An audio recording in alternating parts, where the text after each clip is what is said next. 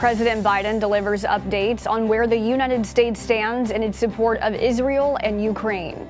And Apple is rolling out a new security feature to protect iPhone users from passcode thieves. The Morning Rundown starts now. From the Straight Arrow News Studio, bringing the stories that matter to you from across the United States and around the world. This is the Morning Rundown. Today is Wednesday, December 13th. Thank you for joining us. I'm Kara Rucker. President Biden has provided updates to where the United States stands in its support of Ukraine and Israel as they continue to fight their respective wars. Biden is expected to meet in person for the first time today with families of Americans being held hostage in Gaza after giving his sharpest criticism of Israel's ongoing retaliation to Hamas's terror attack. On Tuesday, Biden met face-to-face with Volodymyr Zelensky as the Ukrainian president looked for additional aid in its war with Russia, meeting with congressional leaders in Washington, D.C. During a fundraiser with Democratic donors, President Biden warned that Israel is losing international support for its operations in Gaza. Biden said while Israel currently has most of the world's support, it's waning due to, quote, the indiscriminate bombing taking place. He said Israeli Prime Minister Benjamin Netanyahu needs to change his approach, calling him the leader of, quote, the most conservative government in Israel's history that doesn't want anything remotely approaching a two-state solution.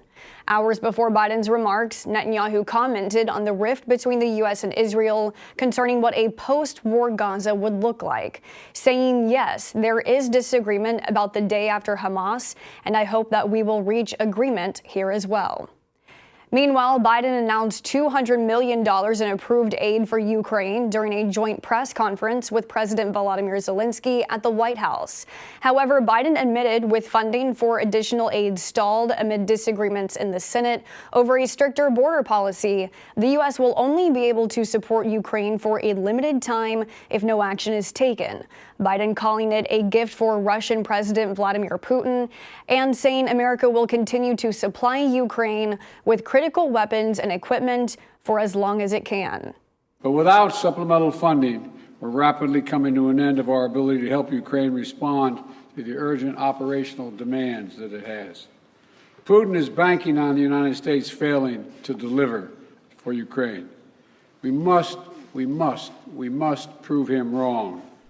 As the United States continues to support Israel and its right to defend itself after Hamas's terror attack, while being critical of the impact on civilians in Gaza, the U.S. has refused to back a ceasefire. On Tuesday, the UN General Assembly voted in favor of a resolution demanding one, despite opposition from the U.S. and Israel.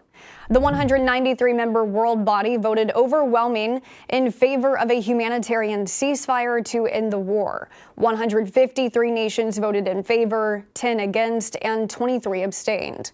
8 countries joined the U.S. and Israel in its opposition of the resolution, including Austria, Guatemala, and Paraguay.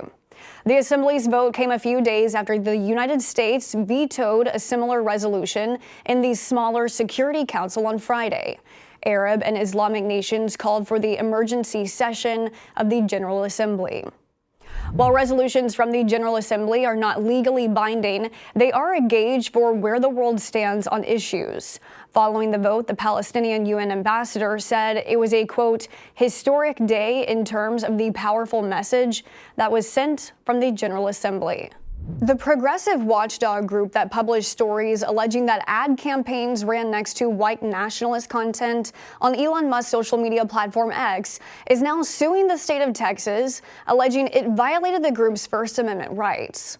Media Matters filed the lawsuit on Monday in federal court after Texas Attorney General, Republican Ken Paxton, launched an investigation into the group for, quote, potential fraudulent activity related to the investigative reports it published about Elon Musk and X. Following the reports being published, there was a major exodus of advertisers on X. Companies like Disney, Apple, Sony, and Walmart pulled their ads.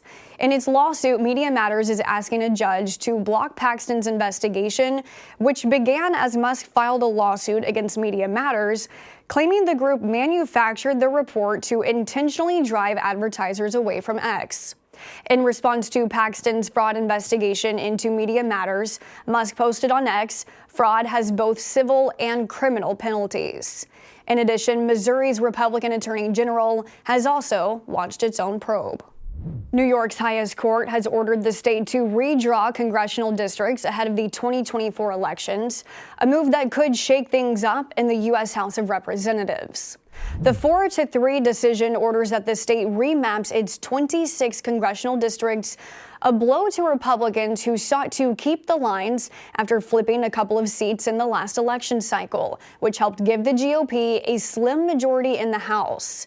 The order seems to be an early victory for Democrats, as the decision could help them reclaim control in the House in 2024. While the maps will be redrawn by New York's bipartisan Independent Redistricting Commission, the state legislature, which is controlled by Democrats, will have final approval of the maps. The order places a deadline for the newly drawn maps of February 28th.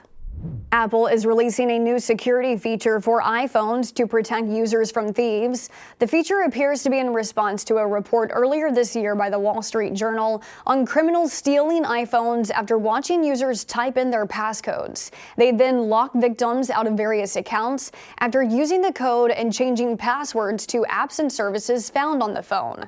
The new security setting is called Stolen Device Protection. With that turned on, an iPhone will restrict certain settings like changing passwords when it's away from a location familiar to the user.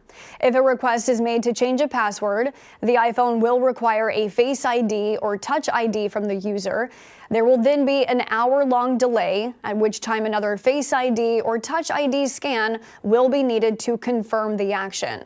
iPhone users are still encouraged to hide their passcodes when in public. Finally this morning, we're getting a better idea of what viewers have been watching on Netflix and how much they've been watching. For years, the streaming service has held back on releasing viewer data, but on Tuesday, Netflix moved to become more transparent. The first report of its kind, titled What We Watched, includes a list of viewing times on the platform for the first half of the year. Netflix released information on more than 18,000 movies and TV series, each having at least 50,000 viewing hours. According to the report, Season 1 of the Netflix original The Night Agent was the most viewed show between January and June, with 812 million viewing hours. The top movie was The Mother, starring Jennifer Lopez, with nearly 250 million viewing hours. Other top trending shows in the first half of this year included Wednesday, Queen Charlotte: A Bridgerton Story, and the 2011 series Suits. These are your top stories for this Wednesday, and be sure to subscribe to the Morning Rundown newsletter to get the top stories each weekday morning. Just go to san.com/rundown to sign up.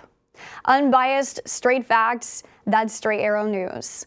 We'll see you back here tomorrow. Until then, I'm Kara Rucker. Have a great day.